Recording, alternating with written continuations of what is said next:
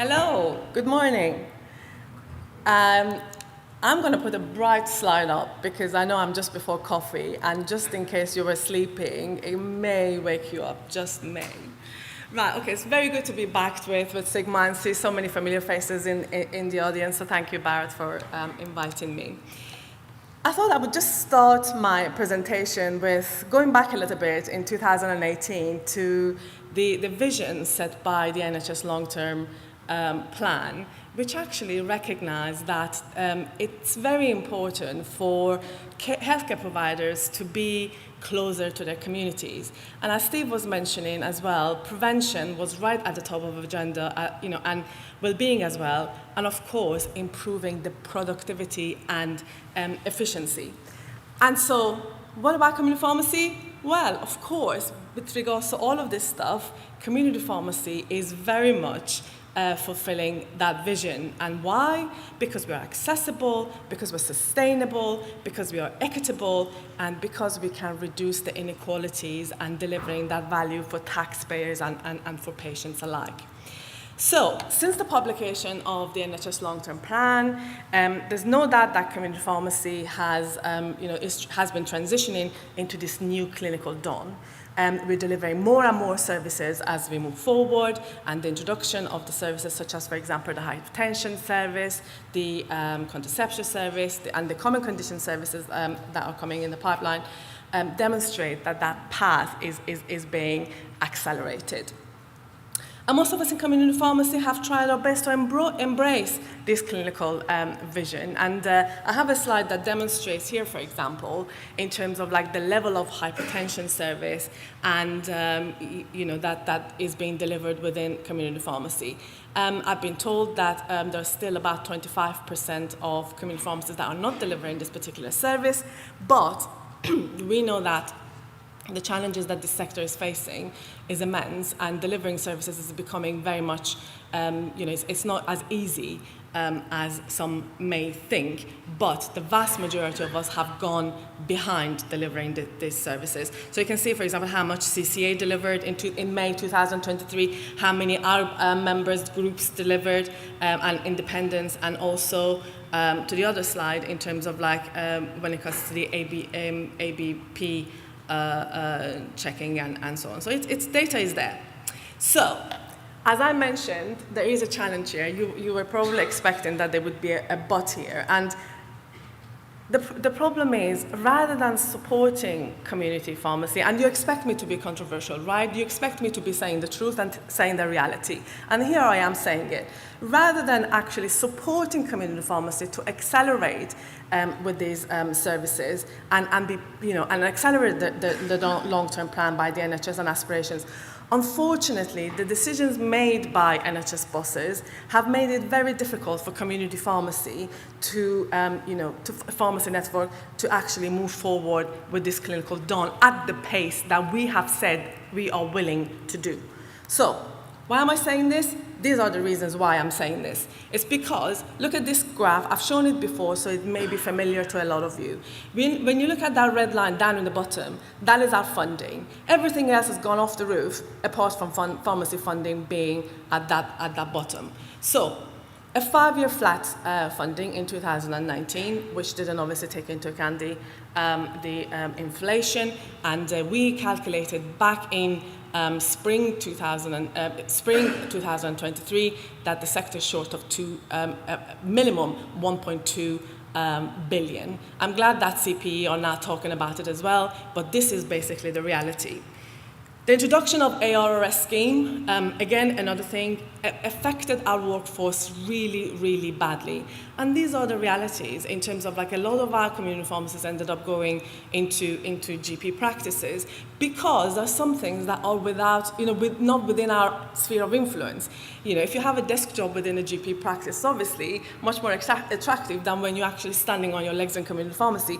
That is the nature of the job. And unfortunately, a little bit of a fixation to automate around hub and spoke without completely understanding what it means. And I'm coming back to that because, as you may know, some of our members do operate hub and spoke, so we kind of know what we're talking about on that front. At the same time, our sector is being asked to innovate our way out of the financial crisis, invest in more training for staff, and let's not forget that, for example, the whole pre-reg grant has not even gone up. It stood still as it's been always.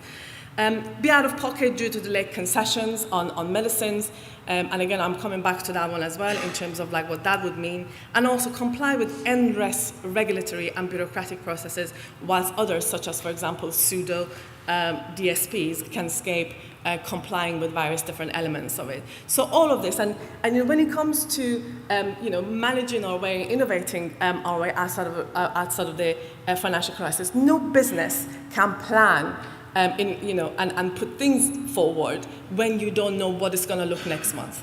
Just show me a business that actually is out there that knows, without just working blind, without being able to plan. So that is where community pharmacy finds itself in. So the reality now, this is where we are in terms of like funding versus prescription volume. As you can see in that slide, prescription volumes have rocketed. And as more pharmacies close their doors, the others are picking up that volume. But when we're talking about, when we look at the funding, again, it's not going anywhere. So the flat level of funding versus the increase in prescription volume, it actually means that community pharmacies are very much, the hands are tight when it comes to actually doing other things, getting out there and doing other things because of the sheer volume of work that has landed on us and not enough money to invest in increasing, for example, workforce and other things to get that support. As I said about hub and spoke, we do have expertise in this field. This is an example from one of the AIM members. Please, Pharmacy Press, I don't want this slide to be reported on the social media or anywhere else. It's kind of for this room only. So this is an example for from an AIM member. July 2023, the group dispensed about 63,500 items. The drug reimbursement was around 466,000, remuneration of 87.5 thousand.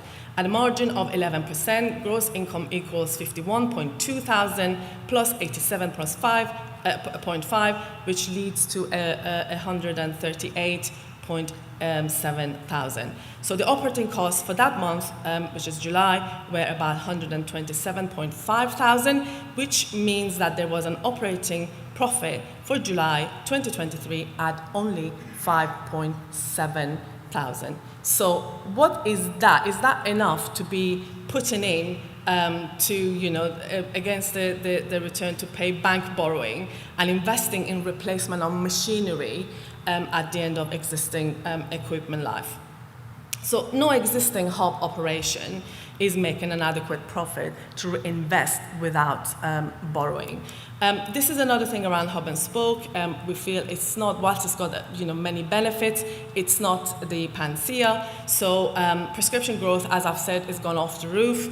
And they're finding, a lot of time in terms of like going into clogging with prescriptions volumes. It prevents us supporting the NHS when it comes to the offering of services as much as we want to do. And even where volume is centralized to hub and spoke, it's not enough in terms of like, to fill the space without resources growing. So the legal requirements around this as well is a challenge because, for example, we've got, no way of changing prescriptions without having to go back to the doctors. Requests for submissions for supply for branded generics, could be, can be problems. And the quantities requesting for split packs, again, whilst there's been some improvements, there's still some long way to go. And most hub and spoke contractors leave, split in branches due to operational issues. So it's not the panacea, but I'm keen to say that a lot of our members have experience in this and are delivering it. But if anyone thinks that this is going to save everything, and another thing I'm going to say as well is that we've now got so many community pharmacies keeping the prices within the level they should be for the NHS. Just imagine if only a few hubs are operating. Where are these prices going to go? Is it competitive? So my favorite topic, ARRS. Price tag, £387 million that has been spent on ARS scheme.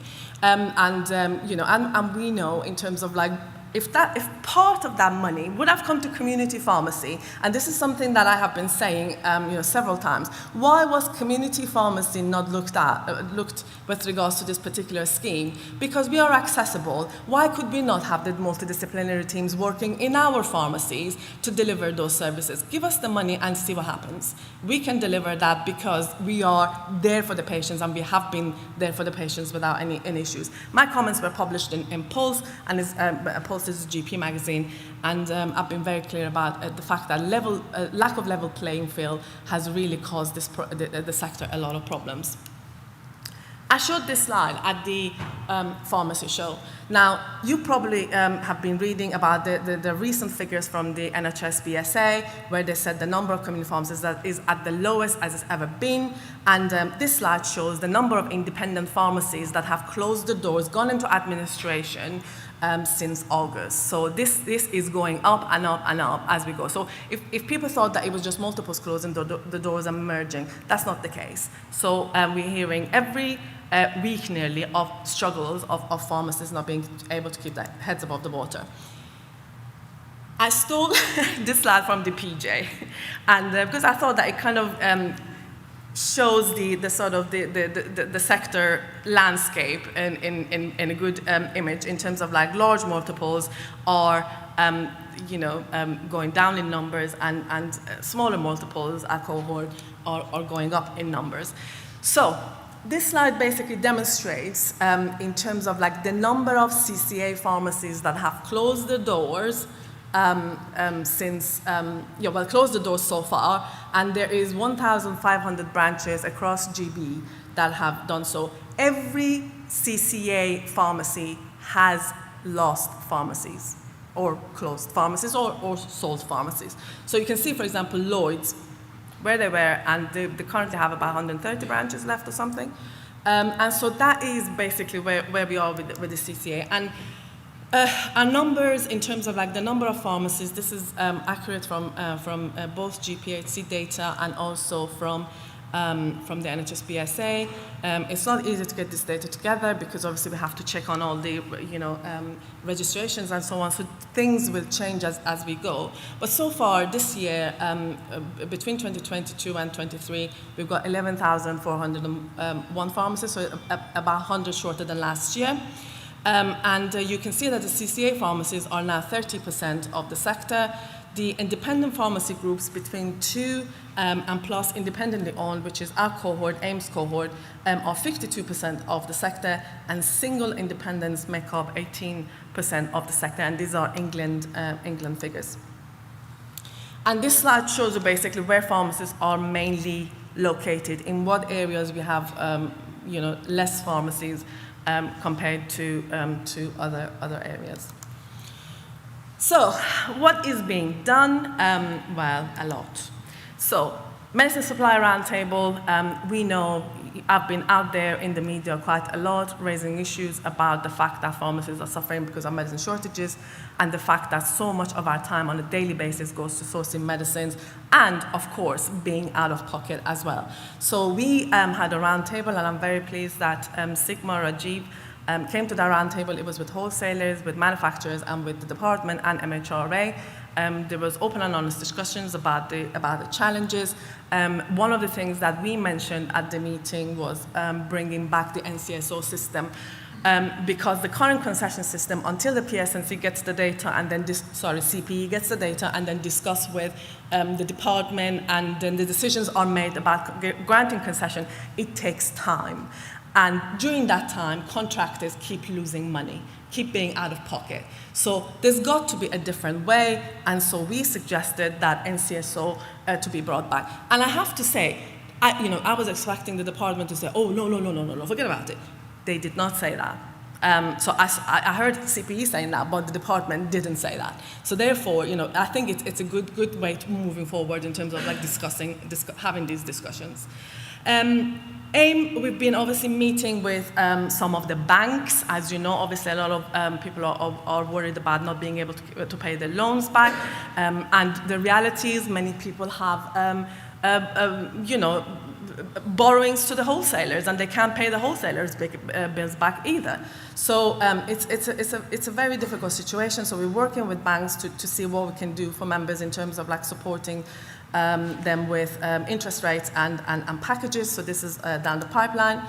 In this conference, in this very conference, Sigma conference last year, I encouraged everyone to write to their MPs. And then again, back in April, when we held an emergency webinar, we had the chair of APPG also backing what we're saying in terms of like engaging with MPs. And we had pharmacists that, were sending 50, 60, letters from their, patients, constituents to MPs. And so, I was told by some APPG members, what on earth is going on now? We're getting all these letters coming through from community pharmacists. So the debate was going on in the parliament. And as Steve was saying, there is a bigger profile of community pharmacy in the parliament than it has ever been.